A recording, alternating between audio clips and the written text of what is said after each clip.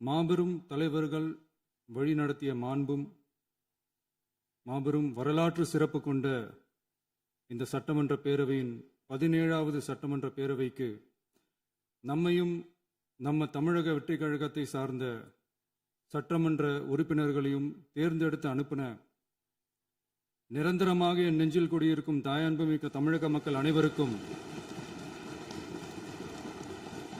என்னுடைய மனப்பூர்வமான நன்றிகள். 17வது சட்டமன்ற கூட்டத்தொடரின் முதல் ஆளுநர் உரையின் மீதான நன்றி தெரிவிக்கும் தீர்மானத்திற்கு பதிலுரை வழங்க வாய்ப்பளித்த மாண்புமிகு பேரவைத் தலைவருக்கு நம் வணக்கத்தை தெரிவித்துக் கொள்கிறோம். மாண்புமிகு பேரவைத் தலைவர் அவர்களே, இந்த 17வது மாமன்றத்தில் அதிகப்படியான 12 கட்சிகளை சேர்ந்த பிரதிநிதிகள் தேர்ந்தெடுக்கப்பட்டிருக்கும். நாம கொள்கை ரீதியாகவும் நிலைப்பாடு ரீதியாகவும் வேறுபட்டு இருந்தாலும் மக்கள் பணி செய்வதுதான் நம்ம எல்லாருக்கும் பிரைமரியா இருக்கிற ஒரே எய்ம். அந்த வகையில தான் நம்ம எல்லாருமே நம்ம மக்களால் அங்கீகரிக்கப்பட்டு சட்டமன்றத்திற்கு வந்திருக்கிறோம். அதனால நாம கருத்தால் வேறுபட்டாலும் மக்கள் சேவை என்ற நோக்கத்தில் நம்ம மாநிலம் சார்ந்த விஷயங்கள்ல நாம எல்லாரும் ஒன்றிணைந்து பயணிச்சா நம்ம தமிழ்நாடு என்னைக்கும் எதிலையும் முதன்மை மாநிலமாக திகழும்.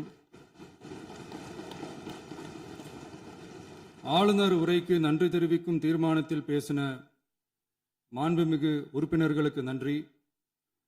எதிர்த்து பேசினாதான் எதிர்கட்சின்னு ப்ரூவ் பண்ண முடியும்னு நினைச்சுக்கிட்டு பேசின எதிர்கட்சியை சேர்ந்த எதிர்கட்சி தலைவர் உள்ளிட்ட மாண்புமிகு உறுப்பினர்களுக்கும் வணக்கமும் நன்றியும். பதிலுரை வழங்குற அதே நேரத்தில் நம்மளை சட்டமன்ற உறுப்பினராக தேர்ந்தெடுத்த பெரம்பூர் தொகுதி மக்களுக்கு நம்மளோட நெஞ்சார்ந்த நன்றிகள். அதே மாதிரி ராஜினாமா பண்ணிட்டாலும் நம்மளை தேர்ந்தெடுத்த திருச்சி கிழக்கு மக்களுக்கும் இந்த மன்றத்தில் நம்மளோட நன்றியை பதிவு செய்கிறோம். அப்புறம் நம்மளோட அரசியல் பயணத்தை பற்றியும் கொஞ்சம் பதிவு செய்ய விரும்புகிறோம். நாம் ஏதோ ஷூட்டிங்லேருந்து நேராக வந்து சிஎம் ஆன மாதிரியே சில பேர் ஒரு இமேஜ் கிரியேட் பண்ணுறாங்க. அவங்களுக்கு அவங்க ஆசைப்படுற லாங்குவேஜ்லேயே சொல்கிறோம், அது வெறும் ரீல் தான், ரியல் கிடையாது. ஒரு சாதாரண நடிகனாக தான் நம்ம கெரியர் தொடங்குச்சு. அப்புறம் அப்படியே சின்சியராக உழைச்சி மேலே வந்தோம். நம்ம கெரியரில் நாம் மேலே வந்ததுக்கு இந்த விஜய் ஒருத்தன் மட்டுமே காரணம் இல்லை, அவனோட உழைப்பு மட்டுமே காரணம் இல்லை. இந்த விஜயோட உழைப்புக்கும் உயர்வுக்கும் பின்னாடி இருக்கிற ஒட்டுமொத்த தமிழ்நாட்டு மக்களோட அன்பும் அரவணைப்பும் தான் காரணம். ஒவ்வொரு வீட்டில் இருக்க ஒவ்வொருத்தரும் நம்மளை அவங்க வீட்டில் ஒருத்தனா ஏற்றுக்கிட்டது தான் நமக்கு கடவுளும் மக்களும் தந்த மிகப்பெரிய வரம். அதுக்காகவே கடவுளுக்கு சமமான நம்மளோட சொந்தங்களான தமிழக மக்கள் அனைவருக்கும் மீண்டும் மீண்டும் நன்றி. இப்படி நம்மளை தாயன்போடு அள்ளி அரவணைச்ச தமிழ்நாட்டு மக்களுக்கு நாம் எப்படியெல்லாம் துணையாக இருந்தோம், எப்படியெல்லாம் மக்களோட மக்களா இருந்தோம்னு சொல்றேன். 1990ஸ்லயே ரசிகர் மன்றமாக இருந்தப்பவே மக்களுக்கு துணையா நிற்க ஆரம்பிச்சோம். அதுக்கப்புறம் நற்படி மன்றமாகவும் அதுக்கப்புறம் விஜய் மக்கள் இயக்கமாகவும் மாறி மக்களோட மக்களா நின்றுகிட்டு இருந்தோம். 2008 ஈழத் தமிழருக்கு ஆதரவா உண்ணாவிரதம் போராட்டம் செஞ்சோம். போர் முடிவுக்கு வரணும், நம்ம தொப்புள் கூடிய உறவுகளான ஈழத் தமிழர்களுக்கு பாதுகாப்பான நிம்மதியான ஒரு வாழ்வு கிடைக்கணும்னு அன்னைக்கே கோரிக்கை வச்சோம். 2009 ஆரம்பிச்ச விஜய் மக்கள் இயக்கம் வழியா நம்மளோட மக்கள் நல பணிகளை எக்ஸ்டெண்ட் அண்ட் எக்ஸ்பேண்ட் பண்ணிக்கிட்டே வந்தோம். கல்விக்கு துணையா இருந்தோம், சோஷியல் சர்வீஸ் செஞ்சோம், வெள்ள நிவாரணத்தில் துணையா இருந்தோம், கொரோனா காலத்தில் மக்களுக்கு தோள் கொடுத்தோம். விலையில்லா விருந்தகம், குருதியகம், முட்டைப்பால் ரொட்டி திட்டம், விழியகம், பயிலகம், நூலகம், இப்படி பல வழியில மக்களுக்கு துணையா இருந்தோம். அப்புறம் நம்மளோட திரைப்படங்கள்ல நம்மளால முடிஞ்ச வரைக்கும் ஊழல் எதிர்ப்பை சொன்னோம், சமூக நீதியை சொன்னோம், கல்வியை பத்தி சொன்னோம், அரசியலை பத்தி சொன்னோம். அரசியலை பத்தி பேசுனதுனால நம்ம படங்கள் சந்திச்ச இது வரைக்கும் சந்திக்கிற பிரச்சனையை பத்தி எல்லாருக்குமே தெரிஞ்சதுதான். இது மட்டும் இல்லாம 2011 நாகப்பட்டினத்தில் மீனவர் பிரச்சனைகளுக்கு ஆதரவா ஒரு பெரிய பொதுக்கூட்டம் நடத்தினோம். மீனவர்கள் மீதான தாக்குதலை கண்டிச்சு பேசி அதில் நம்மளோட எதிர்ப்பை பதிவு செஞ்சோம். 2017 ஜல்லிக்கட்டு போராட்டத்தில் தமிழர் பண்பாட்டு உரிமைக்கான நம்மளோட ஆதரவை தெரிவித்தோம். 2018 ஸ்டெர்லைட் போராட்டம் துப்பாக்கி சூட்ல பாதிக்கப்பட்ட நம்ம சொந்தங்களை நேர்ல சந்திச்சு ஆறுதல் சொன்னோம். 2021 உள்ளாட்சி தேர்தலில் விஜய் மக்கள் இயக்க வேட்பாளர்கள் போட்டியிட்டு ஜெயிச்சாங்க. கல்வி விருது விழா நடத்தி சிறந்த மதிப்பெண் பெற்ற மாணவ மாணவிகளுக்கு ஊக்கத்தொகையும் பரிசும் கொடுத்தோம். 2024 தமிழக வெற்றி கழகத்தை ஆரம்பிச்ச உடனேயே CAA-வை எதிர்த்து அறிக்கை விட்டோம். அரசியல் கட்சி ஆரம்பிச்சு விழுப்புரம் மாவட்டத்தில் விக்கிரவாண்டியில் நம்மளோட முதல் மாநில மாநாட்டிய வெற்றி கொள்கை திருவிழாவை நடத்தினோம். தந்தை பெரியார், பெருந்தலைவர் காமராஜர், அண்ணல் அம்பேத்கர், வீரமங்கை வேலுநாச்சியார், மக்கள் சேவகர் அஞ்சலை அம்மாள்னு நம்மளோட 5 கொள்கை தலைவர்கள் அறிவிச்சோம். இந்தியாவிலே 2 பெண் ஆளுமைகளை கொள்கை தலைவர்கள் அறிவிச்ச ஒரே கட்சி நம்ம டிவிக்கு மட்டும்தான் என்ற பெருமையோடு அறிவிச்சோம். பெரியார் சொன்ன மாதிரியே அவர் சொன்னதுல நமக்கு ஏற்புடையதை மட்டும் எடுத்துக்கிட்டோம். அவரோட கடவுள் மறுப்பு கொள்கையில நமக்கு உடன்பாடு இல்லைன்னு ஓப்பனா அறிவிச்சோம். நமக்கு கடவுள் நம்பிக்கை உண்டுன்னு அறிவிச்சோம். யாரோட நம்பிக்கைக்கும் நாம் எதிரானவங்க இல்லைன்னு தெளிவா அறிவிச்சோம். பெண் கல்வி, பெண்கள் முன்னேற்றம், சமூக சீர்திருத்தம், சமூக நீதி, இப்படி பெரியாரோட கருத்துக்களை நிறையவே ஏத்துக்கிட்டோம்னு அறிவிச்சோம். அண்ணல் அம்பேத்கரோட சம வாய்ப்பு, சமநீதி, சமத்துவத்தை ஃபாலோ பண்ணுவோம்னு அறிவிச்சோம். பெருந்தலைவர் காமராஜரோட மதச்சார்பின்மையை ஏத்துக்கிட்டதோட அவரோட நேர்மையான நிர்வாகத்தையே ஒரு கொள்கையா ஏத்துக்கிட்டோம்னு அறிவிச்சோம். வீரமங்கை வேலு நாச்சியாரோட மண் மீட்பையும் சமூக நல்லிணக்கத்தையும் பின்பற்றுவோம்னு அறிவிச்சோம். மக்கள் சேவகர் அஞ்சலை அம்மாளோட விடுதலை வேட்கையையும் மக்களோட வாழ்வாதாரத்துக்காக உறுதியாக நிற்கிறதையும் பின்பற்றுவோம்னு சொன்னோம். எல்லாருக்கும் எல்லாமும் கிடைக்கணும், எம் மதமும் நம் மதம்னு சொல்லி மதச்சார்பற்ற சமூக நீதி தான் நம்ம கொள்கைன்னு அறிவிச்சோம். நம்ம கொள்கை எதிரி யாரு, அரசியல் எதிரி யாருன்னு ஓப்பனா அறிவிச்சோம். எல்லாத்துக்கும் மேல பிறப்புக்கும் எல்லா உயிருக்கும்ன்றத நம்மளோட அடிப்படை அரசியல் கோட்பாட்டா அறிவிச்சுட்டு தான் அரசியலுக்கே வந்தோம். நம்ம மதுரை மாநாட்டில் நம்மளோட தேர்தல் அரசியல் மற்றும் ஆட்சி அதிகார அரசியல் வழிகாட்டியா அறிஞர் அண்ணாவையும் புரட்சி தலைவர் எம்ஜிஆரையும் ஏத்துக்கிட்டதா அறிவிச்சோம். அப்புறம் இன்னனையும் நாம இங்க பதிவு செஞ்சே ஆகணும். எல்லாரும் கட்சி ஆரம்பிச்சுட்டு தான் ஒவ்வொரு வீட்டுக்குள்ளேயும் போவாங்க. ஆனா நாம ஒவ்வொரு வீட்டுக்குள்ளேயும் போனதுக்கு அப்புறம் தான் கட்சியவே ஆரம்பிச்சிருக்கிறோம். ஒவ்வொரு வீட்டில் ஒவ்வொருத்தரும் நம்மள அவங்க பிள்ளையா, மகனா, அண்ணனா, தம்பியா ஏத்துக்கிட்டதும் இயல்பா நடந்துச்சு. தமிழ்நாட்டு மக்களோட மனசுக்குள்ள போறதுக்கு நாம பட்ட பாடு நமக்கு மட்டும்தான் தெரியும். இதெல்லாம் புரிஞ்சாலும் புரியாத மாதிரி இருக்கிறவங்க தான் நம்மள நடிகன் என்று சொல்லியும் நம்ம கட்சியை நடிகன் கட்சின்னு சொல்லியும் சில நக்கல், நையாண்டி இதெல்லாம் பேசுவாங்க. அதை பத்தி நமக்கு கவலை இல்லைன்னு வைங்க. இப்படி நம்ம அரசியல் பயணம் ரொம்ப டிரான்ஸ்பரண்டா தான் ஆரம்பிச்சிருக்கு. இந்த 2026 தேர்தலில் கூட்டணியே இல்லாமல் தனியா நின்னோம். மக்கள் நம்மளை தெளிவா புரிஞ்சுக்கிட்டதாலையும் நம்ம டிவிகே தோழர்களோட உழைப்பாலையும் நாம 35% வாக்குகளை வாங்கினோம். 1,72,00,000 வாக்குகளோட தமிழ்நாட்டிலேயே தனி பெரும் கட்சியா வந்தோம். தமிழக மக்களாலையும் நம்மளோட ஆதரவு இயக்கங்களாலையும் இதோ இன்னைக்கு இங்க நம்ம டிவிகே ஆளும் கட்சியா உட்கார்ந்துருக்கிறோம். இந்த ஆளும் கட்சியா ஆனதும் அவ்வளவு சாதாரணமாலாம் நடந்துடல. 2.25 வருஷத்துல ஆட்சிக்கு வந்துட்டீங்கன்னு ரொம்ப கிண்டலா கேலியா சிலர் பேசுறாங்க. எங்களோட இந்த 2.25 வருஷ டிராவல்ல எவ்வளவு வலியும் வேதனையும் இருக்குது.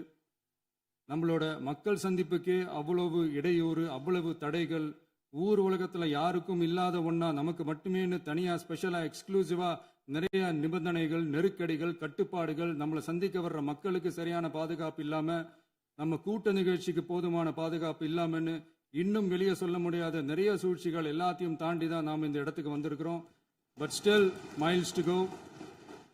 நம்ம டிராவல்ல எல்லாத்துக்கும் முச்சமா நம்மளோட சொந்தங்கள், நம்மளோட உறவுகள், 41 பேர் கரூர் சம்பவத்தில் இழந்த வேதனை எல்லாம் எப்படி சொல்றதுனே தெரியல. நம்ம மனசை விட்டு என்னைக்கும் அந்த வலியும் வேதனையும் நீங்கவே நீங்காது. அதுலயும் நம்ம மேலேயே பழி போட்ட கொடுமையெல்லாம் இருக்கும் பாருங்க, அதெல்லாம் வேற லெவலுங்க. என்னத்துக்கு அப்படியெல்லாம் செஞ்சாங்கன்னு தெரியல. அரசியல்னா இப்படியெல்லாம் கொடூரமா இருக்கணுமா என்ன? சரி விடுங்க. இந்த விஜய் இவனோட மக்களுக்காக எதையும் தாங்க தயாராகிட்டான். இவ்வளவு பெயின்ஃபுல்லான நம்ம பொலிட்டிக்கல் டிராவல்ல நம்மளோட மிகப்பெரிய ஆறுதலும் பலமும் என்ன தெரியுமா? என் நெஞ்சில் குடியிருக்கும் என்னோட தமிழ்நாட்டு மக்களும் என் உயிருக்கு உயிரான என்னோட தோழர்களும் தான். அவங்களோட பலத்தால தான். அன்னைக்கு 1967 முன்னாள் முதல்வர் மாண்புமிகு அறிஞர் அண்ணா அவர்கள் தலைமையில் அமைஞ்ச சாமானியர்களோட ஆட்சி மாதிரி 1977 முன்னாள் முதல்வர் மாண்புமிகு புரட்சித் தலைவர் எம்ஜிஆர் அவர்கள் தலைமையில் அமைஞ்ச மிக சாமானியர்களோட ஆட்சி மாதிரி இதோ இன்னைக்கு அதே வரிசையில 2026 சட்டமன்ற தேர்தலில் இந்த விஜயோட தோழர்கள் இடம்பெற்ற ஒரு மிக மிக சாமானியர்களின் ஆட்சி அமைஞ்சிருக்கு. வாகை சூடும் வரலாறு திரும்பி இருக்கிறது. இப்படி ஒரு தீர்ப்பை மக்கள் அளிச்சதுனால தான் தமிழக வரலாற்றில் ஒரு மகத்தான கூட்டணி ஆட்சியை நாம் அமைச்சிருக்கிறோம். இளைஞர்களால என்ன செய்ய முடியும், பெண்களால என்ன செய்ய முடியும்னு கேட்டவங்களுக்கான பதில் தான் இன்னைக்கு அமைஞ்சிருக்கிற நம்ம ஆட்சி. ஒரே ஒரு குடும்பம் மட்டும் முக்கியம்னு சொல்றது நம்மளோட ஆட்சி அதிகார அரசியல் இல்ல. தமிழ்நாட்டில் இருக்கிற ஒவ்வொரு குடும்பமும் முக்கியம்னு சொல்றது தான் நம்ம அரசியல். நம்மளோட ஆட்சி அதிகாரம் அதான் நம்மளோட மனசாட்சி உள்ள மக்களாட்சி. இந்த 2026 தேர்தலில் யாராலும் உடைக்கவே முடியாதுன்னு சொன்ன மதத்தை உடைச்சோம், சாதியை உடைச்சோம், முக்கியமா காசு கொடுத்து ஓட்டு வாங்குற ஒரு நச்சு கலாச்சாரத்தையே சுக்கு நூறா தூள் தூளா உடைச்சிருந்தோம். நாம கிளீன் கவர்னன்ஸ் அண்ட் குட் கவர்னன்ஸ்ல உறுதியா இருக்கிறோம். இப்ப மட்டும் இல்ல, எப்பவுமே இப்படிதான் இருப்போம். இதுல 100% இது உண்மைன்றதுனால தான் பாரம்பரியமான தினத்தந்தி பத்திரிகை ஊழலின் ஊற்றுக்கண் அடைக்கப்படுகிறதுன்னு 16/6/2026 அன்னைக்கு ஒரு தலையங்கமே எழுதியிருக்கு. ஒரு தவறு செய்தால் அது தெரிந்து செய்தால் அவன் தேவன் என்றாலும் விடமாட்டேன் என்று எம்ஜிஆர் அன்று பாடினார். அதை இன்று விஜய் செயலில் காட்டுகிறார்னு அந்த எடிட்டோரியல்ல எழுதியிருக்கு. இந்த நேரத்தில் தினத்தந்திக்கு நம்மளோட நன்றியை தெரிவிச்சுக்கிறோம். அரசியலுக்கு வந்து 2 வருஷம் தான் ஆகுது. உங்களுக்கு என்ன தெரியும், உங்களால என்ன முடியும்னு கேலியா கேட்டவங்களுக்கு தினத்தந்தியோட பதிலை இப்போதைக்கு போதும்னு நினைக்கிறேன். என்னென்னமோ செய்வான்னு சொல்றானே இந்த விஜய், பல வருஷமா இருக்கிற ஒரு பதவி வெறி பிடிச்ச அரசியலை உடைச்சி எப்படி செய்வான்னு நம்ம மக்களை யோசிச்சிருப்பாங்க. இதோ இப்போ நம்ம மக்களுக்கு புரிஞ்சிருக்கும். இப்பவும் சொல்றோம், இது வெறும் ஆரம்பம் தாங்க. இந்த மாபெரும் சபையிலிருந்து கேட்கிற மக்களே, நமக்கு கொஞ்சம் அவகாசம் கொடுங்க. இதுக்கு முன்னாடி, அதாவது 2017 கடைசியில இருந்து 2026 ஏப்ரல் வரைக்கும் இருந்த புண்ணியவான்கள் ஆட்சியில ஒவ்வொரு டிபார்ட்மெண்ட்லயும் போட்ட ஏராளமான ஓட்டைகளை அடைச்சிக்கிட்டே படிப்படியா மக்களுக்கு நல்லதையும் செஞ்சுக்கிட்டே வருவோம். அதனாலதான் நமக்கு எதிரா யார் யாரோ சேரவே மாட்டாங்கன்னு நினைச்சவங்க எல்லாம் ஒன்னா சேர்றாங்க. நம்ம ஆட்சிக்கு டேட்டு குறிக்கிறாங்க.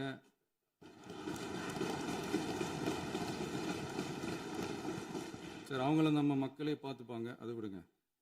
நாம ஆட்சிக்கு வந்து சரியா 40 நாள் ஆகுது. அதுக்குள்ள என்ன செஞ்சீங்கன்னு கேட்கிறாங்க. ஒரு லிஸ்ட் ஒன்று சொல்றேன் கேளுங்க.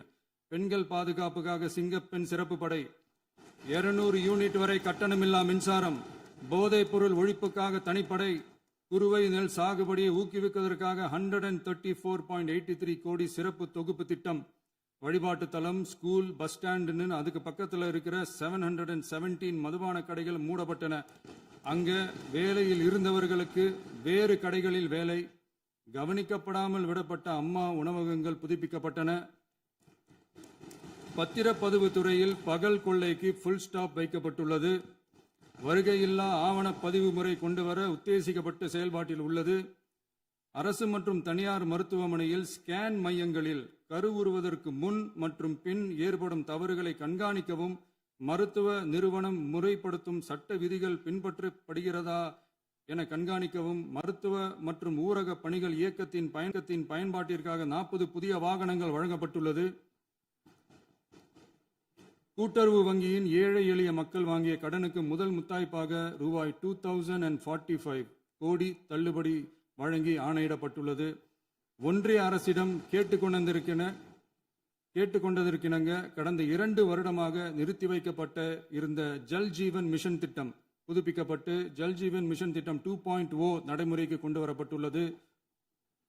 18,500 கோடி அளவில் உறுதியளிக்கப்பட்ட காஞ்சிபுரம் மாவட்டத்தில் மைய விரிவாக்க திட்டம், கோயம்புத்தூரில் மின்னணு பொருட்கள் மற்றும் மின்னணு அமைப்புகள் உற்பத்தி திட்டம், மற்றும் திருவள்ளூர் மாவட்டத்தில் காட்டுப்பள்ளி LNT கப்பல் கட்டும் தளம் விரிவாக்க திட்டத்திற்கு ஒப்பந்தங்கள் போடப்பட்டுள்ளன. அனைத்து நிர்வாக நடவடிக்கைகளும் மின்னணு முறையில் மாற்றம் கொண்டு வர நடவடிக்கை எடுக்கப்பட்டு வருகிறது. சட்டவிரோத கல்குவாரி மற்றும் அனுமதியின்றி கனிமங்களை எடுத்துச் செல்வது தடுக்கப்பட்டுள்ளது. பல்வேறு குவாரிகள் சீல் வைக்கப்பட்டுள்ளன. கனிமங்களை கண்காணிப்பது, எல்லைகளை நிர்ணயிப்பது மற்றும் ஆளில்லா விமானம் மூலம் அளவீடு செய்வது போன்றவற்றை செயல்படுத்துவதற்கான பணிகள் மேற்கொள்ளப்பட்டு வருகின்றன. அனைத்து துறைகளிலும் அலுவலர் தலையீடு இல்லாமல் லஞ்ச லாவண்யமற்ற தமிழகத்தை உருவாக்க அனைத்து நடவடிக்கைகளும் முடுக்கிவிடப்பட்டுள்ளது. இதெல்லாம் சாம்பிள் தான், இன்னும் இருக்கு. இந்த வெறும் 40 நாளுக்குள்ளேயே இவ்வளவு செஞ்சிருக்கோம்னா இனி வர்ற நாட்கள்ல கொஞ்சம் கொஞ்சமா படிப்படியா ஸ்டெடியா உழைச்சி லஞ்சலாவணம் இல்லாத, ஊழல் இல்லாத, பெண்களுக்கு பாதுகாப்பான, சுதந்திரமான, டிரான்ஸ்பரண்டான தமிழ்நாட்டை நம்ம சொந்தங்களான தமிழக மக்களுக்கு தர்றது தான் நம்மளோட ஒன் அண்ட் ஒன்லி டார்கெட். கண்டிப்பா அதை நிறைவேற்றியே காட்டுவோம்.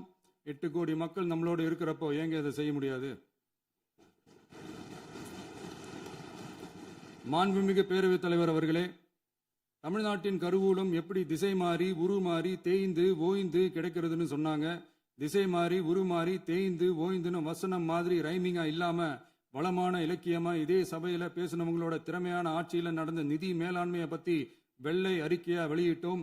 வெள்ளை அறிக்கை வந்ததிலிருந்தே கண்ணை கட்டுதுங்க. அந்த காலத்துல தான் பிள்ளையோ பிள்ளை, தொல்லையோ தொல்லைன்னு சொன்னாங்க. அதே மாதிரி தாங்க அவங்க ஆட்சியாலையும் அவங்களாலையும் இன்னைக்கு தமிழ்நாட்டுக்கே தொல்லையோ தொல்லை. இப்படி ஒரு நிலைமையை உண்டாக்கி வச்சுட்டு இவங்க சொல்றாங்க நமக்கு ஆட்சி செய்ய தெரியாதுன்னு. நம்ம அமைச்சர்களுக்கும் நம்ம சட்டமன்ற உறுப்பினர்களுக்கும் ஒன்றும் தெரியாதுன்னு. ஆமாங்க, எங்களுக்கு தெரியாதுதான். எங்க சட்டமன்ற உறுப்பினர்களுக்கும் அமைச்சர்களுக்கும் மக்கள் பணி செய்ய தெரிஞ்ச அளவுக்கு மக்கள் பணத்தை சுருட்ட தெரியாதுதான்.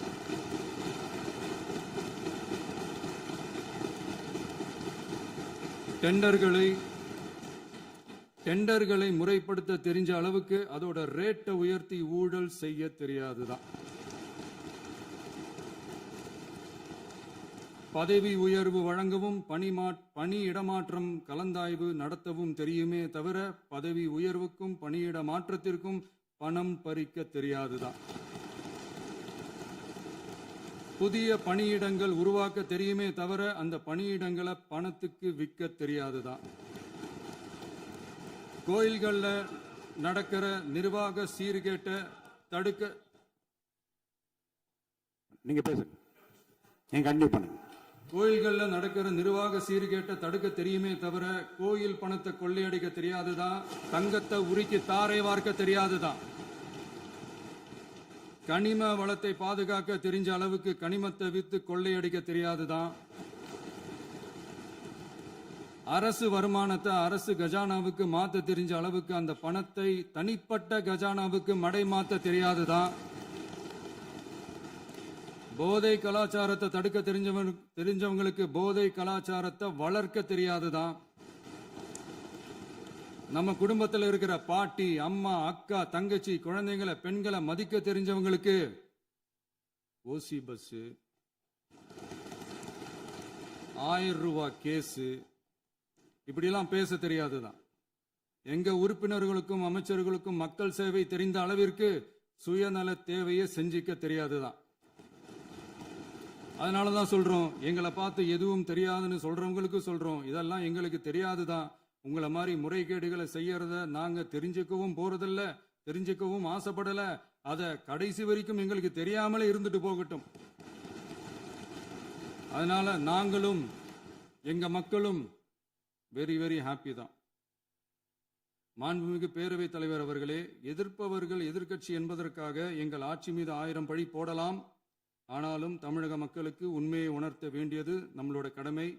மின்வெட்டை பொறுத்தவரை தமிழ்நாடு மின்மிகை மாநிலமாக இருந்தாலும் கடந்த காலங்களில் ஏற்பட்ட நிர்வாக குளறுபடிகளும் மின்சார சாதனங்கள் மற்றும் மின் மாற்றிகளில் ஏற்படும் பழுதாலும் வேண்டுமென்றே சிலரின் நடவடிக்கைகளாலும் இந்த மின்வெட்டிற்கு காரணமாக உள்ளது.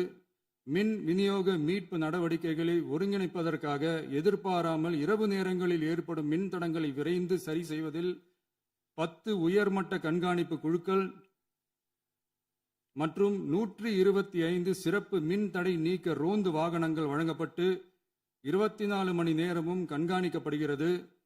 கூடுதலாக தற்போது 77 புதிய மின் தடை நீக்க மையங்களும் உருவாக்கப்பட்டுள்ளன.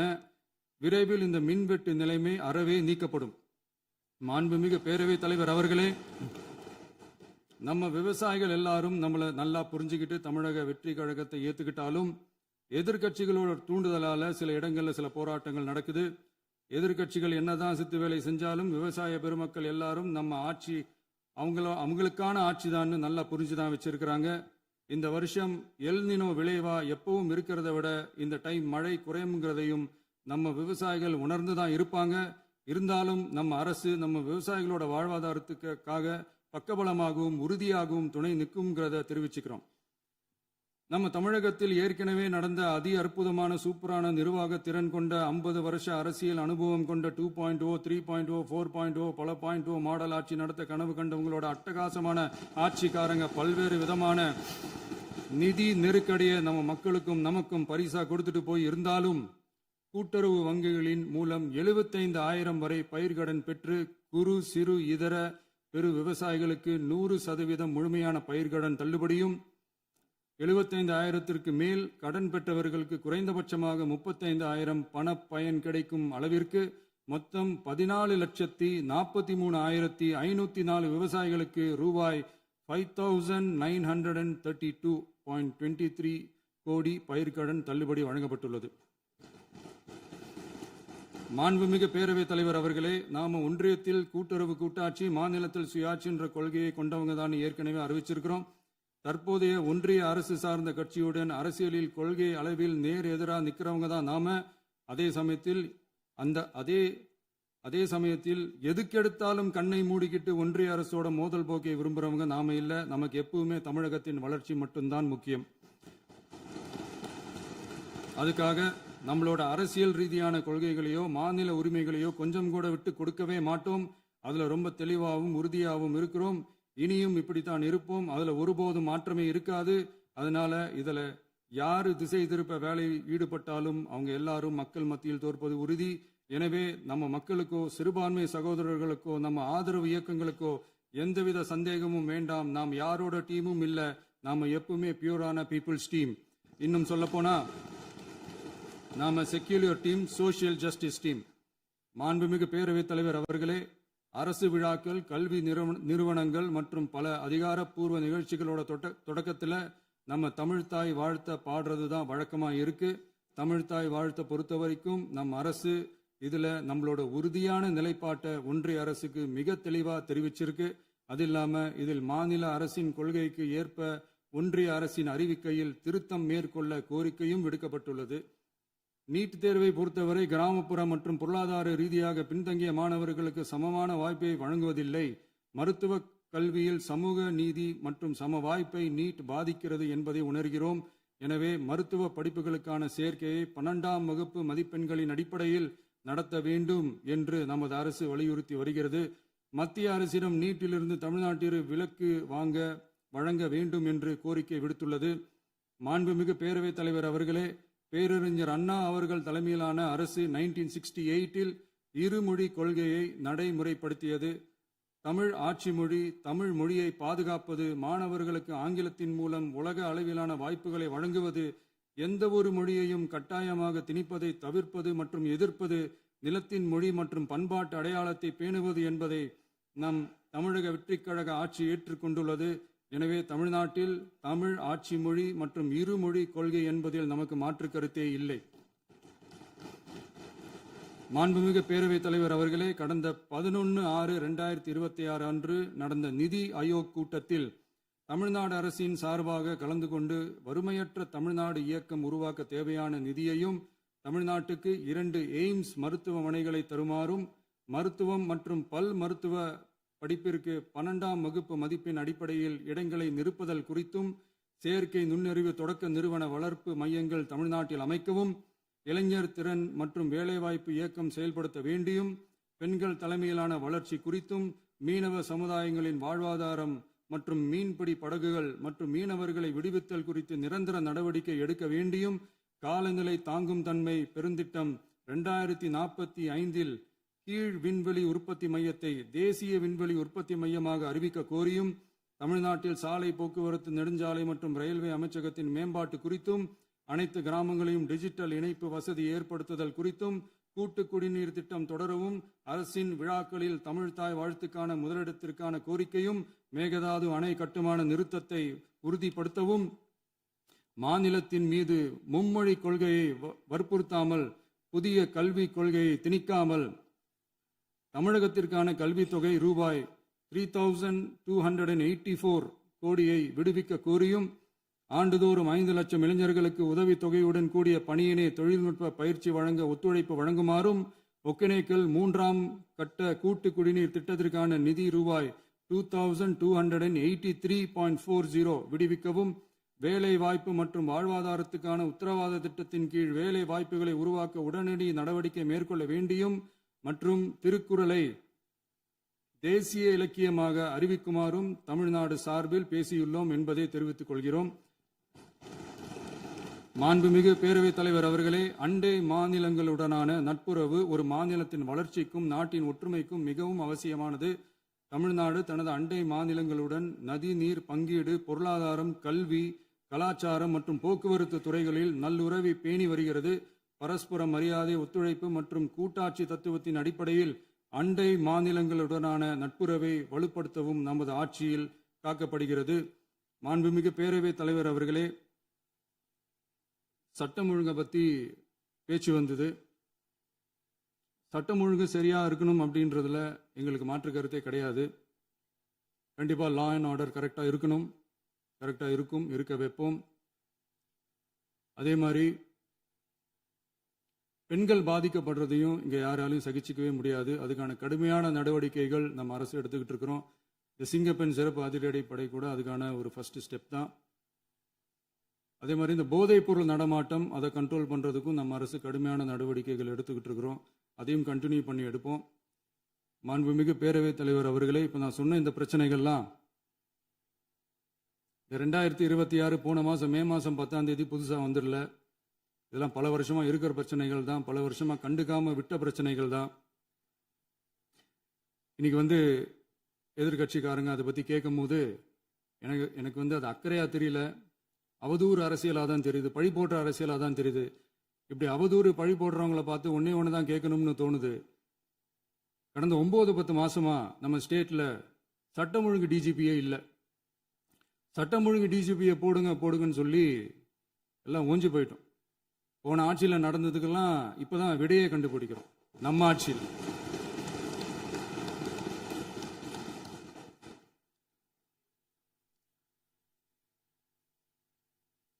இந்த போதைப் பொருள் நடமாட்டம்லாம் தாறுமாற அப்படியே பரவி கொட்டி கிடக்குது.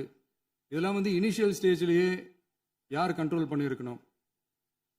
போலீஸ் டிபார்ட்மெண்ட் அப்போ யார் கையில் இருந்தது? இத்தனை கேள்வி நம்மளை பார்த்து கேட்குறாங்களே, ஒரே ஒரு கேள்வி தான் நான் கேட்கணும்னு தோணுது. போலீஸ் டிபார்ட்மெண்ட்டை கையில் வச்சுக்கிட்டே பிகினிங்லேயே இனிஷியல் ஸ்டேஜ்லேயே இந்த போதைப் பொருள் நடமாட்டத்தை ஏன் கண்ட்ரோல் பண்ணலை? மனசாட்சி உள்ளவங்க இந்த பிரச்சனையெல்லாம் ஏன் நடக்குதுன்றது அவங்களுக்கே நல்லா தெரியும். இன்னைக்கு சட்டம் ஒழுங்கை பற்றி கேள்வி கேட்கக்கூடாதா அப்படின்னா தாராளமாக கேட்கலாம். இது ஜனநாயக அரசு, மன்னராட்சிலாம் கிடையாது, மனசாட்சி உள்ள மக்களாட்சி. அதனால கேள்வி கேட்கலாம், எல்லாருக்கும் எல்லா உரிமையும் உண்டு. விமர்சனம் செய்யலாம், எல்லாருக்கும் எல்லா உரிமையும் உண்டு. ஆனால் நம்ம ஆட்சியில் என்ன நடவடிக்கைகள் எடுத்திருக்கோன்றது தெரிஞ்சுக்கிட்டு அதுக்கேற்ற மாதிரி ஒரு நடுநிலையாக பேசுனீங்கன்னா கொஞ்சம் நல்லா இருக்கும். சட்டம் ஒழுங்கை பற்றி யாருக்கு என்ன யோசனை இருந்தாலும், மக்கள் நலனுக்காக யாருக்கு என்ன யோசனை இருந்தாலும் அதை தாராளமாக சொல்லலாம். நம்ம அரசு அது காது கொடுத்து கேட்கும். ஆனால் நம்ம அரசினுடைய நிர்வாகத்திறன் அதை பற்றி பேசுறவங்களுக்கு இந்த ஊரடிச்சு உலையில போட்டு ஊழல் மேல ஊழலா செஞ்சுக்கிட்டு அதுல இருந்து தப்பிக்கிறதுக்கு பேர் தான் நிர்வாகத்திறன் அப்படின்னு சொன்னா, அப்படிப்பட்ட ஒரு ஊழல் செய்யற நிர்வாகத்திறனை நம்ம அரசு ஒரு நாளும் செய்யாது. பொட்டி பெட்டியா பணத்தை வச்சுக்கிட்டு, பெட்டியை வச்சு எல்லாம் செஞ்சுக்கிட்டு, போதைப் பொருள் பாதுகாவல் கழக மாடல் அரசாங்கம் செஞ்ச ஒவ்வொரு ஊழலா வெளியில வந்துகிட்டு இருக்கு. டாஸ்மாக்ல அது என்னப்பா அது பேரு, பார்ட்டி ஃபண்ட், கட்சி நிதி அப்படின்ற பேர்ல அடிச்ச கொள்ளையெல்லாம் ஒண்ணு ஒண்ணா இப்போ கவர்மெண்டோட கஜானாவுக்குள்ள கொண்டு சேர்த்துக்கிட்டே இருக்கிறோம். உட்காருங்க. மாண்புமிகு முதல்வர்கள் பதில் உரைக்கு பிறகு முதல்வர் பதில் உரைக்கு பிறகு நேரம் தரேன். அப்ப பேசட்டும், அவங்க பேசட்டும். அவங்கள பேச அனுமதி. உட்காருங்க, உட்காருங்க.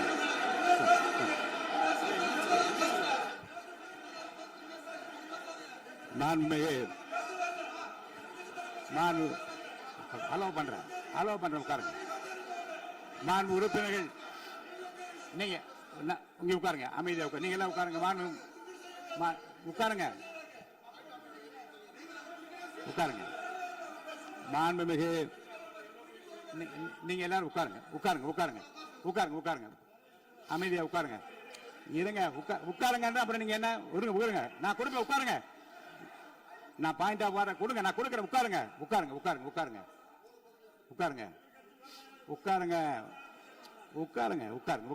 உட்காருங்க. மாண்புமிகு முதல்வர் அவர்கள் கோர்வையாக நிதானமாக சொல்லிக்கொண்டே இருக்கிறார். நீங்க குறிப்பெடுத்து வைத்துக் கொள்ளுங்கள்.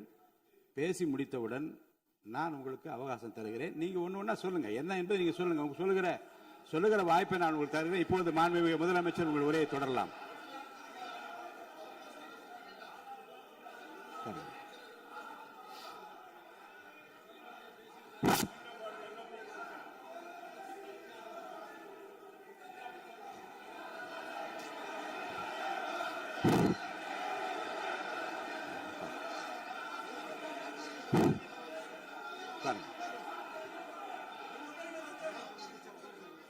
நான் எழுந்த பிறகு உட்கார்றதுதான் முறை. உட்காருங்க, எல்லாரும் உட்காருங்க. தேசிய உட்கார்.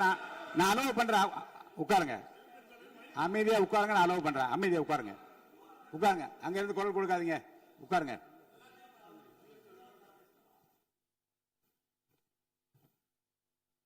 இனிமையான இந்த விவாதத்தில் இதுவரை குறுக்கீடுகள் இல்லாமல்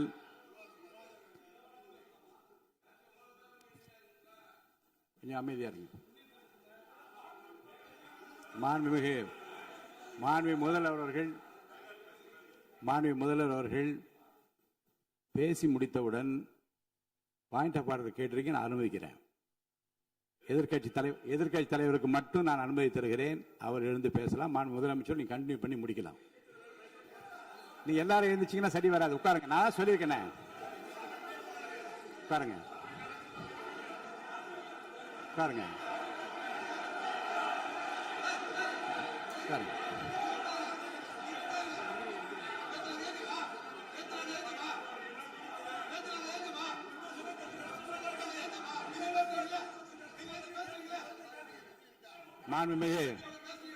மாண்பு உறுப்பினர்கள் அமைதி காக்க வேண்டும். நேற்று எதிர்க்கட்சி தலைவர் பேசுகிற போதும் அவர் பேசுகிற எல்லாவற்றுக்கும் நான் அனுமதி அளித்தேன். அதில் பாயிண்ட் ஆஃப் கேளுங்க. அந்த விவாதத்தில் கேளுங்க. இப்போதும் மாண்புமிகு முதலமைச்சர் அவர்கள் பேசி முடித்த பிறகு நான் உங்களுக்கு அதுக்குரிய அவகாசத்தை தருகிறேன். நீங்க கேள்வி கேளுங்க. கேட்கிற உரிமையும் விளக்கத்தை பெற்றுக்கொள்ள உரிமை உங்களுக்கு இருக்கிறது. அதற்கு அவகாசத்தை நான் தருகிறேன்.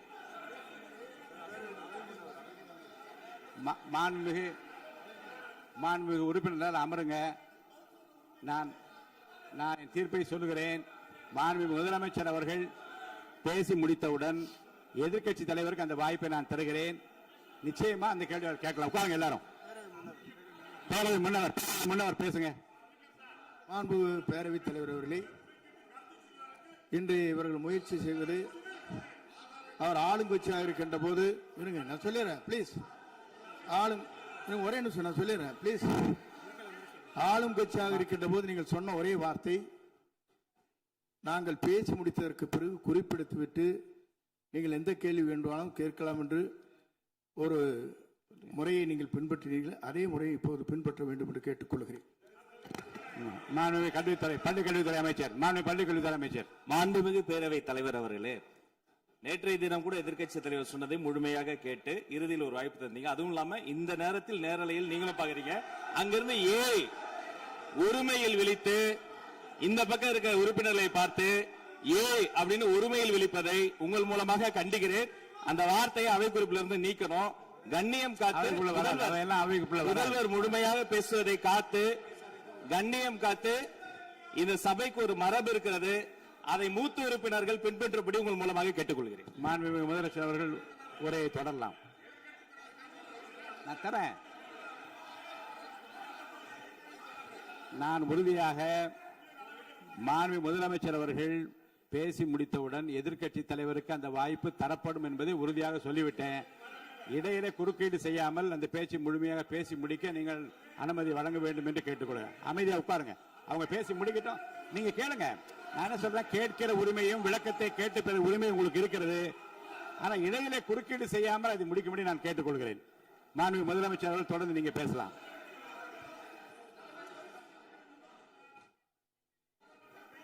எதிர்க்கட்சி தலைவர் அவர்கள் உங்கள் கட்சியினுடைய உறுப்பினரை அமைதிப்படுத்த வேண்டும் என்று நான் கேட்டுக்கொள்கிறேன். உங்களுக்கு வாய்ப்பு தரவில்லை என்றால் அவர் எழுந்து நிற்பதில் நியாயம் இருக்கு. வாய்ப்பு தரப்போகிறேன். மாண்புமிகு முதலமைச்சர் அவர்கள் பேசி முடித்தவுடன் உங்களுக்கு வாய்ப்பு தரப்படும். அது வரைக்கும் உங்களுடைய உறுப்பினரை அமைதி காக்க நீங்கள் தான் பார்த்துக் கொள்ள வேண்டும். மாண்புமிகு அவை முன்னவர். மாண்புமிகு பேரவைத் தலைவர் அவர்களே, அவர் அப்போது சொன்னது வேறு, இப்போது நடந்து கொள்கிற முறைகள் வேறாக இருக்கிறது. அன்றைக்கு அவர் சொல்லுகிற போது அமைச்சர் அத்தனை பேரும் பேசி முடித்ததற்கு பிறகு உங்களுடைய கருத்துக்கள் யாராவது தெரிவிக்கலாம். இப்போது பின்பற்றினால் நன்றாக இருக்கும். நீங்கள் அதற்காகத்தான் சொன்னீர்கள். முதலமைச்சர் பேசியதற்கு பிறகு எதிர்க்கட்சி தலைவர் அவர்கள் பேசுவதற்கு வாய்ப்பளிக்கிறோம் என்று சொல்லியிருக்கிறார்கள். ஆகவே தான் அந்த வாய்ப்பை நீங்கள் இல்ல அது பதில் சொல்லணும்னு கேட்டிருக்காங்க. பதில் சொல்லணும் தான் சொல்லியிருக்காங்க. பதில் சொல்லினா தான் எங்க பிரச்சனை. இல்ல அப்படி இல்ல. ஆகவே இல்ல நேற்றைய தினம் நீங்கள் அப்படி பேசிக் கொண்டது ஆறாவது இல்ல. நேற்றைய தினம் உங்கள் பேசுகிற போது ஆறாவது குறுக்கிட்டார்களா? நீங்கள் பேசுகிற போது யாருமே குறுக்கிடவில்லை. நீங்க எவ்வளவு பேசினீர்கள், எவ்வளவு வார்த்தைகள் பேசினீர்கள் என்பதெல்லாம் எங்களுக்கு தெரியும். யாருமே அதில் குறுக்கிடவில்லை. இது முதலமைச்சர், எங்கள் முதலமைச்சர் எதிர்க்கட்சி தலைவர் பேசுகிறவர் யாரும் குறுக்கிட வேண்டாம் என்று சொன்னார்கள். அதை நாங்கள் பின்பற்றினோம். ஆனால் இன்றைக்கு நீங்கள் பின்பற்றவில்லை என்பதால் வேதனையாக இருக்கிறார். முன்னவர் நேற்று எதிர்க்கட்சி தலைவர் பேசுகிற போது அடுக்கடுக்காக குற்றச்சாட்டுல வைத்தார். இப்போ அதற்குரிய மாண்புமிகு பொதுப்பணித்துறை அமைச்சர்கள் காலையில் அலுவலகத்தை சந்தித்து அவர்கள் சாட்டிய குற்றச்சாட்டுகளுக்கெல்லாம் ஆதாரங்களை எல்லாம் நான் கொண்டு வந்திருக்கிறேன் என்று சொன்னேன். நான் நேற்று அந்த விஷயம் நேற்றோடு முடிந்து விட்டது. ஆதாரங்களை கொடுங்கள். தக்க நேரத்தில் இதை பற்றி சொல்ல வேண்டிய நேர்ந்தால் நான் இதெல்லாம் ஆய்வு செய்து உரிய நேரத்தில் அவை குறிப்பிட்டு ஏற்றுவதற்கு முன்பாக அவரிடம் காட்டி அதற்கு பிறகு அதை பற்றி முடிவெடுக்கும் என்று நான் சொன்னேன். இப்போதும் சொல்லுகிறேன், மாண்புமிகு முதலமைச்சர் அவர்கள் பேசிக் கொண்டிருக்கிறார். பேசி முடிக்கட்டும். எதிர்க்கட்சி தலைவருக்கு உறுதியாக நான் வாய்ப்பு தருவேன். அவர் கேள்விகளை முன்வைக்கலாம், விளக்கங்களை பெறலாம். இப்போதைக்கு பேரவைத் தலைவர் என்ற முறையில் என்னுடைய முடிவு இதுதான். அவையில் இருக்கக்கூடிய உறுப்பினர்கள் அமரும்படி நான் கேட்டுக்கொள்கிறேன். நான் முதலமைச்சர் அவர்கள் பேச வேண்டிய போ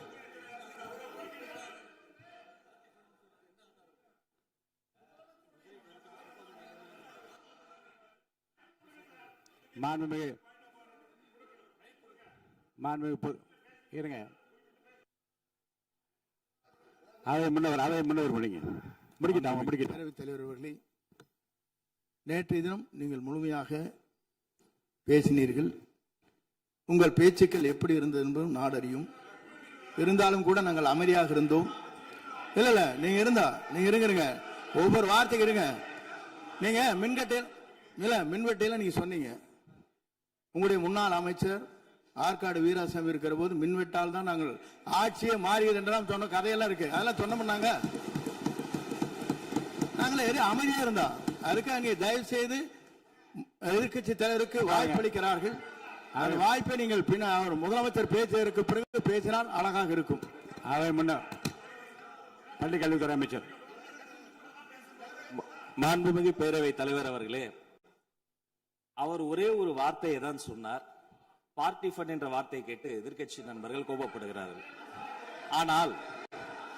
ஆனால் அதன் மீது உங்களுக்கு பாயிண்ட் ஆஃப் ஆர்டர் தருவதாகவும் நீங்கள் சட்டப்பேரவைத் தலைவர் சொல்கிறீர்கள். நேற்றைய தினம் இதே போல வெற்றி தலைவர் அவர்களினுடைய வழிகாட்டில் வளர்ந்த நாங்கள் சகிப்புத்தன்மையோடு அவர்கள் பல வார்த்தைகள் சொன்னார்கள். புதிதாக சோஃபா மாடல் என்றார்கள், குதிரை பேரம் என்றார்கள், எத்தனையோ வார்த்தைகள் சொன்ன போது சகிப்புத்தன்மையோடு அதை கேட்டு பொறுமையாக இருந்தோம். இவர்கள் குதிரை பேரம் எல்லாம் அவைக்குள் நீக்கப்பட்டு விட்டது. சரி, சோஃபா மாடல் என்று சொன்னார்கள். ஆதாரம் கேட்டு இப்படி எழுந்து நாங்கள் கொந்தளிக்காமல் ஒரு சட்டமன்றத்தில் ஒரு உறுப்பினர் எப்படி நடந்து கொள்ள வேண்டும் என்பதற்கு எடுத்துக்காட்டாக தமிழக வெற்றி கழகத்தின் உறுப்பினர்கள் நடந்து கொண்டார்கள். இப்போது மதிப்பிற்குரிய எதிர்க்கட்சி தலைவர் அவர்களை உங்கள் ஊடாக நான் கேட்பது என்னவென்றால், அவர்களினுடைய கட்சி உறுப்பினர்களை அவர் அமைதிப்படுத்தி முதல்வர் அவர்கள் உரையை முழுமையாக கேட்டு சகிப்புத்தன்மைக்கு சட்டமன்றத்தில் இந்த பக்கம் மட்டுமல்ல அந்த பக்கமும் எடுத்துக்காட்டாக இருப்பதற்கு அவர் வழிவகை செய்ய வேண்டும் என்று உங்கள் மூலமாக கேட்டுக்கொள்கிறேன். மாண்புமிகு பொதுப்பணித்துறை அமைச்சர்.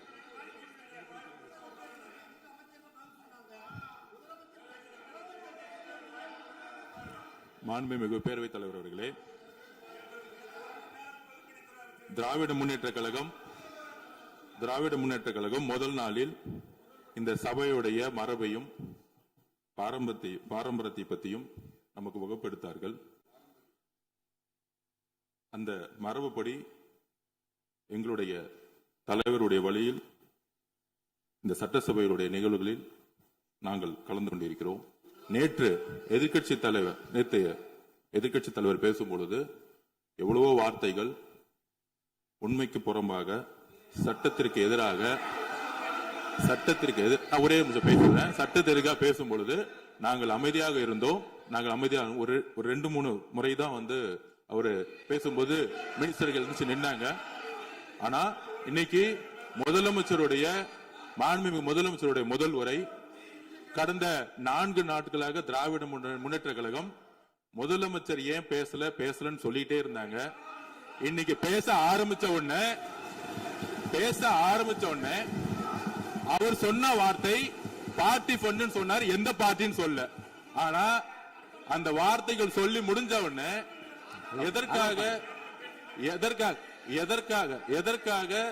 எதற்காக முதலமைச்சருடைய பேச்சை இவங்க குறுக்கிடுறாங்கன்னு தெரியல. நீங்கள் சொன்னது மாதிரி முதலமைச்சர் பேச வேண்டும். பேசிய பின்பு கருத்துகளுக்கு பதிலளிக்க அவர்கள் பதிலளிக்கும், நாங்களும் பதிலளிக்க தயாராக இருக்கிறது பதிவு பண்றோம். மாண்புமிகு முதலமைச்சர் அவர்கள்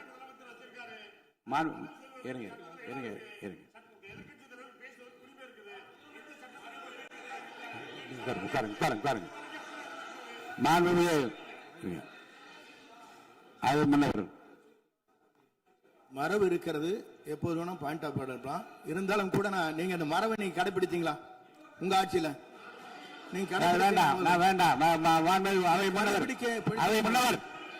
முன்னவர் முன்பு எப்படி நடந்தால் என்பதை பற்றியோ முன்பு நடந்த நிகழ்வுகள் பற்றியோ நீங்கள் சொல்லி மீண்டும் இந்த அவையினுடைய மாண்பை குறைக்க வேண்டாம் என்று நான் கேட்டுக்கொள்ள வேண்டாம். இப்போது உள்ள பிரச்சனை, மாண்பு முதலமைச்சர் அவர்கள் தன்னுடைய பேச்சை உறுதி செய்து முடிக்க வேண்டும். அவர் முடித்த பிறகு எதிர்க்கட்சி தலைவருக்கு நான் நிச்சயமாக வாய்ப்பு தருவேன். அவர் கேள்வி கணக்குகளை தொடுக்கலாம், சந்தேகங்களை கேட்கலாம், விளக்கம் தருவதற்கு மாண்பு முதலமைச்சர் அவர்கள் தயாராக இருக்கின்றார். அமைதியாக அமரும்படி நான் கேட்டுக்கொள்கிறேன். இப்ப நான் அனுமதிக்க முடியாது. மாண்பு முதலமைச்சர் உரையை தொடரலாம்.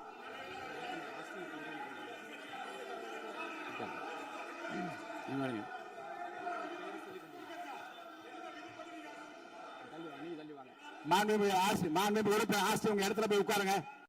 மாண்புமிகு உறுப்பினர் ஆஸ்டின், நீங்க ஒரு மூத்த உறுப்பினர், சபை விதிகளை நன்கு தெரிந்த ஒரு உறுப்பினர், நீங்க போய் இடத்துல உட்காருங்க. முதல்ல மாண்புமிகு முதலமைச்சர் அவர்கள் உரையை தொடரலாம். இப்போது எந்த விதமான பாயிண்ட் ஆஃப் ஆர்டர்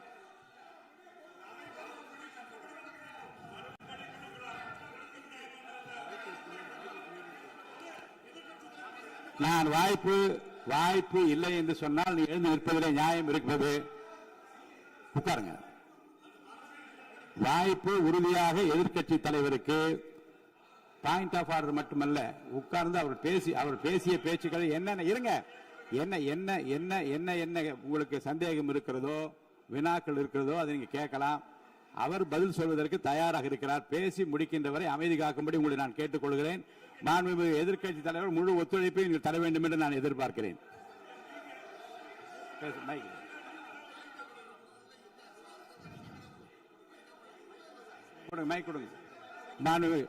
மாண்புமிகு எதிர்க்கட்சி தலைவர், பேரவைத் தலைவர், நீங்க உட்காருங்க. நேற்று நான் பேசும்போது சில அமைச்சர்கள் குறுக்கிட்டு பேசினாங்க. அதற்கு நீங்க அனுமதி கொடுத்தீங்க. அது மாதிரி இன்னைக்கு முதலமைச்சர் பேசும்பொழுது சில வார்த்தைகள், தவறான வார்த்தைகள் பேசுறாரு. அவர் பார்ட்டி ஃபண்ட் அப்படின்னு சொல்லியிருக்கிறாரு. அவர் அமைச்சர் அந்த பார்ட்டி ஃபண்ட் எந்த பார்ட்டின்னு கூட சொல்ல தைரியம் இருந்தா சொல்லுங்க, நாங்க அதெல்லாம் ஃபேஸ் பண்ண தயாரா இருக்கோம். எதையும் ஆதாரத்தோடு எதையும் பேசுங்க. இங்க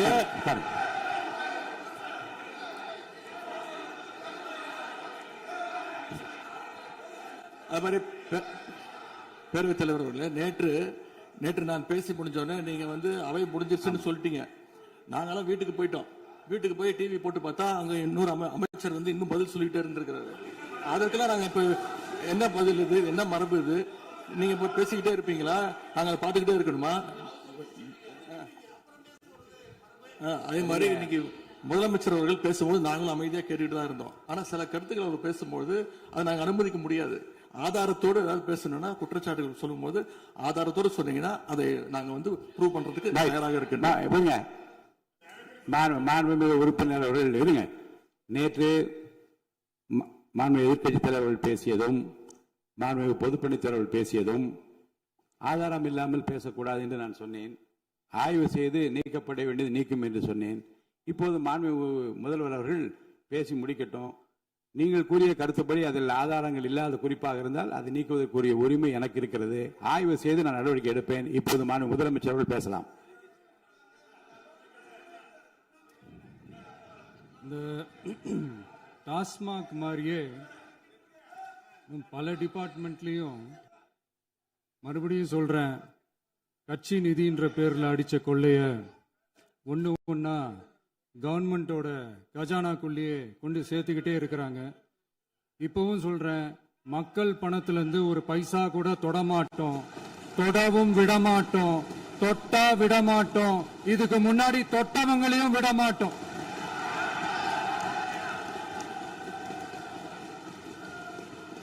ஒவ்வொரு ஊழலா வெளியில வரும் போலே,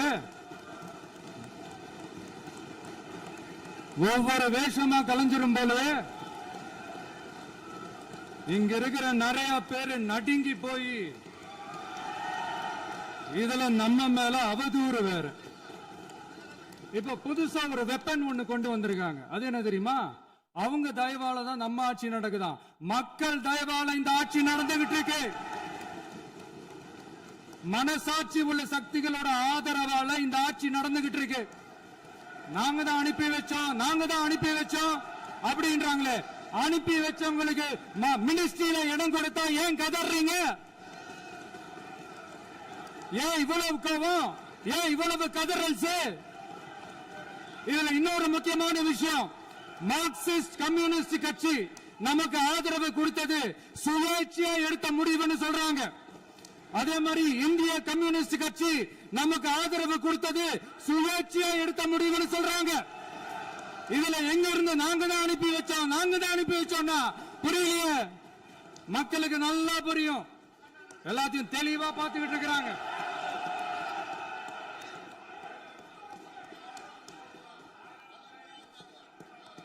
முதலமைச்சர் கண்டினியூ பண்ணலாம். முதலமைச்சர்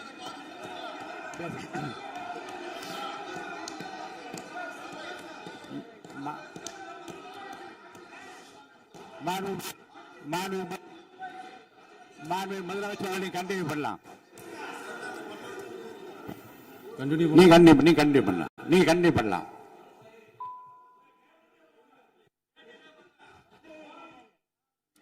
இந்த சமூக நீதி அரசுன்னு சொல்றவங்களை பார்த்து கேட்கிறேன், நம்ம பட்டியலின சகோதரர்களுக்கு எத்தனை அமைச்சர் பதவி கொடுத்தீங்கன்னு கொஞ்சம் சொல்ல முடியுமா? ஆனா நம்மளுடைய அரசுல 8 அமைச்சர் பதவிகள் யாருக்கு? நம்ம பட்டியலின சகோதரர்களுக்கு. எல்லாம் நம்ம அண்ணன், நம்ம தம்பி, நம்ம தங்கச்சிங்க. அண்ணல் அம்பேத்கர் அவர்களுடைய கிட்டத்தட்ட 100 ஆண்டு கால கனவு இப்ப நிறைவேறி இருக்கு. நான் ஏன் கொஞ்சம் சவுண்டா பேசுறேன் அப்படின்னா அவங்களுக்கு கேட்கணுன்றதுக்காக தப்பா எடுத்துக்காது. அதே மாதிரி பெண்களோட பாதுகாவலர் நாங்க தான் அப்படின்னு சொல்லிக்கிறவங்களை கேட்கிறேன், எத்தனை பெண்களுக்கு அமைச்சர் பதவியில இடம் கொடுத்தீங்க கொஞ்சம் சொல்ல முடியுமா? எங்க அரசுல 4 சகோதரிகளுக்கு அமைச்சர் பதவி கொடுத்திருக்கிறோம்.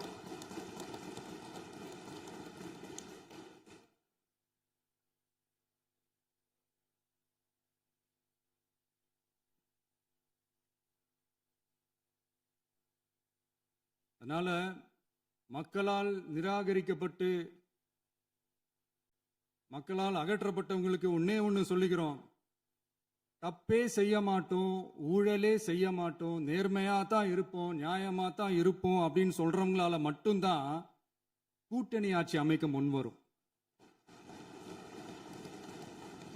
ஆட்சியிலையும் பங்கு, அதிகாரத்திலையும் பங்கு கொடுக்க முன்வரும். ஊழல்லையே ஊறி போனவங்களால இந்த கூட்டணி ஆட்சியோ ஆட்சியிலையும் பங்கோ அதிகாரத்திலையும் பங்கு கொடுக்க முன்வராது.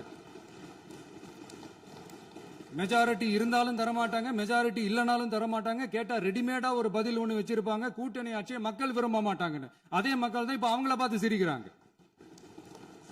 நான் பதவியேற்ற அன்னைக்கு கொஞ்சம் டைம் அவகாசம் கேட்டேன். எதுக்கு கேட்டேன்? நிதி நிலைமைலாம் கொஞ்சம் மோசமா இருக்குது, அதெல்லாம் கொஞ்சம் சரி செஞ்சுக்கிட்டு படிப்படியா கொஞ்சம் கொஞ்சமா நான் கொடுத்த வாக்குறுதிகள்லாம் செயல்படுத்துவேன், அதுக்காக கொஞ்சம் டைம் அவகாசம் கேட்டேன். நான் ஏதோ வேற எதுக்காகவோ வேற யாருக்காகவோ ஏதோ அவகாசம் கேட்ட மாதிரி. அடுத்து இங்க சபையில இல்லாதவங்களை பத்தி பேச வேண்டாம்னு நினைக்கிறேன்.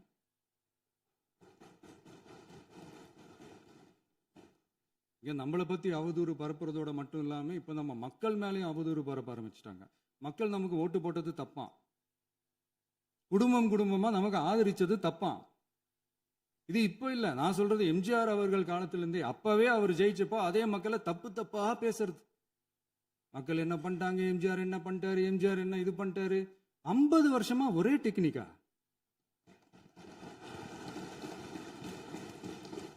டெக்னாலஜி எல்லாம் மாறி வேற எங்கேயோ போயிட்டு இருக்கு பஸ். இதுல கொஞ்சம் டெக்னிக்காச்சும் கொஞ்சம் மாத்தினா கொஞ்சம் நல்லா இருக்கும்.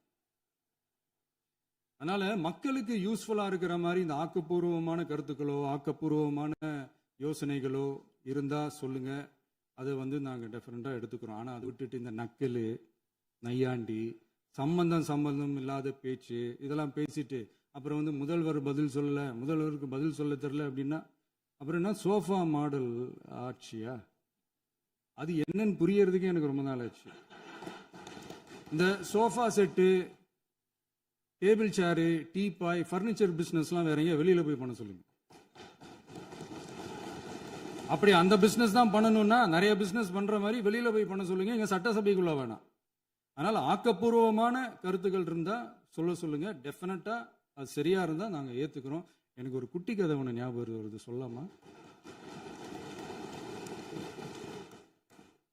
ஒரு ஊர்ல ஒரு பெரியவர் வெயில் ரொம்ப ஜாஸ்தியா இருக்குன்னு சொல்லிட்டு கண்ணுக்கு மேல கை வச்சுக்கிட்டு இப்படி சுத்தி முத்தி தேடிக்கிட்டு இருந்தாராம்.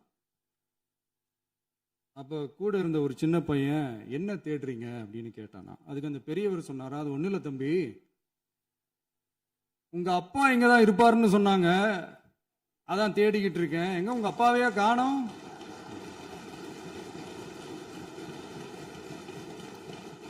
இல்ல அந்த எங்களுக்கும் நக்கலா நையாண்டியா சம்பந்தம் இல்லாத குட்டி கதை இதெல்லாம் எங்களுக்கும் பேச தெரியும். அந்த கதையில பெரியவர் அப்படி சொன்னாராம், தப்பா எடுத்துக்காதீங்க. அந்த கதையில பெரியவர் அப்படி கேட்டாராம். அதனால யாரும் இங்க டென்ஷன் ஆக வேணாம். அதனால இன்னொரு இந்த என்னுடைய உரையை முடிக்கிறதுக்கு முன்னாடி போயிட்டாங்க, பேசலாமா? நிறைய உங்க கருத்துக்களை நீங்க முழுமையாக மன நிறைவோடு பேசலாம். டிவியில பார்ப்போம். சரி, அதான் 5 நிமிஷம் பேசுனதுக்கே கொலத்தூரி இந்த ஆட்டம் ஆயிடுச்சு. பேசுனா அப்புறம் என்ன பண்றது? கடைசியா நான் இந்த உரையை முடிக்கிறதுக்கு முன்னாடி ஒரு முக்கியமான ஒரு விஷயம் பத்தி சொல்லணும். ஆளுநர் உரை அன்னைக்கு இந்த தமிழ் தாய் வாழ்த்துக்கு அப்புறம் தேசிய கீதம் பாடினது தப்பு, தேசிய கீதம் 2 முறை பாடினது தப்பு, அப்படி ஒரு நிகழ்வு இதுக்கு முன்னாடி இந்த சட்டசபையில நடந்ததே கிடையாது, அந்த மரபே மாத்திட்டீங்க, இப்படி ஒரு பெரிய ஒரு போர் மாதிரி எதிர்கட்சியை சார்ந்தவங்கலாம் சொன்னாங்க இல்லையா? அந்த மாநில உரிமை போராளிகளை, அந்த மரபு காக்கிற உரிமை போராளிகளை ஒரே ஒரு கேள்விதான் கேட்கணும். 2021 ஆகஸ்ட் 2 ஞாபகம் இருக்கா? Centenary celebration of Tamil Nadu legislature. அந்த ஃபங்க்ஷனில் நம்ம முன்னாள் முதலமைச்சர் கருணாநிதி அவர்களோட கலைஞர் அவர்களுடைய கலைஞர் அவர்களுடைய புகைப்படத்தை மாண்புமிகு குடியரசுத் தலைவர் திறந்து வைக்கிற ஒரு ஃபங்க்ஷன். அந்த ஃபங்க்ஷன்ல national anthem followed by Tamil Thai Vazhthu அப்படின்னு அறிவிச்சது ஞாபகம் இருக்கா?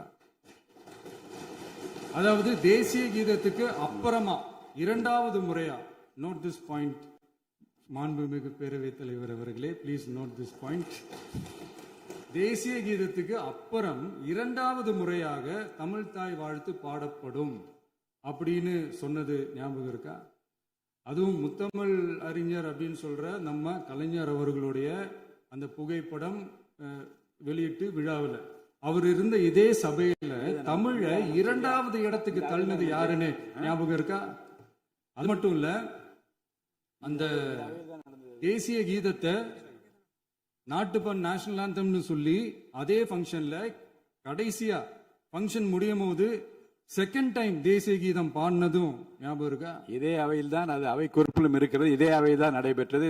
இந்த தக்க நேரத்தில் இந்த ஆதாரங்களை அளித்த மாண்பு முதல் அவர்களுக்கு நன்றியை தெரிவித்துக் கொள்கிறேன். டவுட் இருந்தா இந்த புக்கை பார்த்து தெரிஞ்சுக்கலாம். அதனால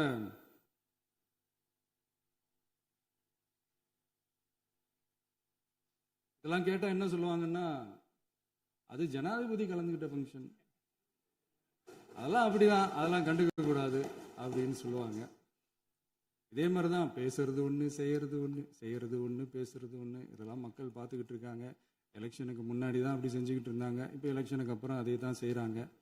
இந்த விஜயையும் சாமானியர்களின் உண்மையான சமூக நீதி அரசையும் அவமானப்படுத்துறதுக்கு தான் அவங்களோட அந்த பொலிட்டிக்கல் சீனியாரிட்டி அது பயன்படுத்துது போல.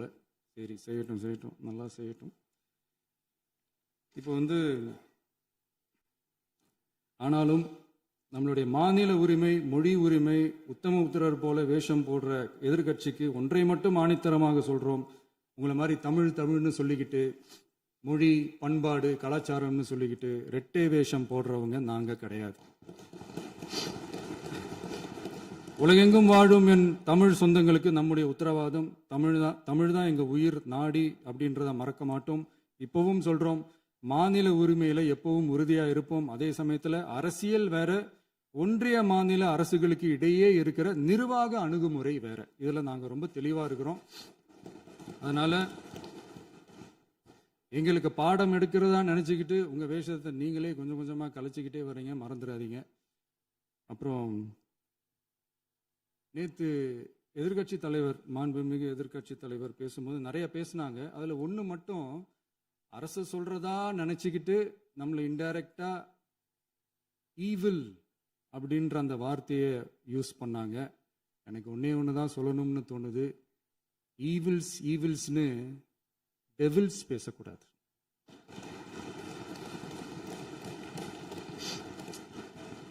அவங்க இருந்திருந்தா ஒரு ஆக்ஷன் பண்ணணும்னு எனக்கு தோணுச்சு. எல்லாரும் போயிட்டாங்க. பர்மிஷன் பண்ணலாமா? இப்பவும் பண்ணலாம், ஒன்றும் தப்பு இல்லை.